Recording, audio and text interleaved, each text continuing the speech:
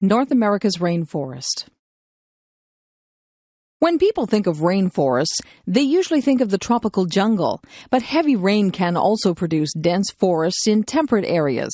Along the northwest coast of North America, there are some of the largest trees in the world. This forest runs along the Pacific coast from Alaska down to northern California. About half of it is in British Columbia, Canada. Several species of trees grow to an immense size. Some grow up to 95 meters, 312 feet high, and 12 meters, 40 feet in circumference. They may be as much as 1,000 years old.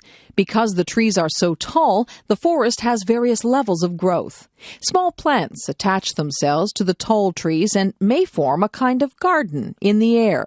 Further down are the tops of the younger trees. Closer to the ground are shrubs and bushes. Along the ground are moss, ferns, berries, and other plants. These old forests have developed over several thousand years. The tall trees are at least several hundred years old. This old forest has several special features. Some of the dead tall trees remain standing and become homes for insects, birds, and small animals. Trees that fall to the ground can become nurse logs for new plants or trees to grow on. Trees that fall across rivers and streams can provide natural dams, which provide quiet water for animals to live in. In recent years, it has become common for logging companies to clear-cut this old forest. To clear-cut a forest means to go into a section of forest with heavy machinery and cut down every tree.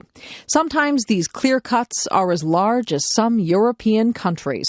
Logging companies are doing this because it is a cheap method of logging.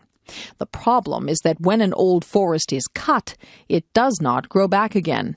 Even with replanting, companies produce a tree farm, not an old forest.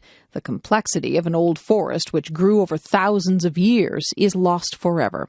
The old forest can shelter many kinds of birds, mammals, fish, and plants that a replanted forest cannot. Another issue is that companies are cutting more and more old forests because they haven't done enough replanting.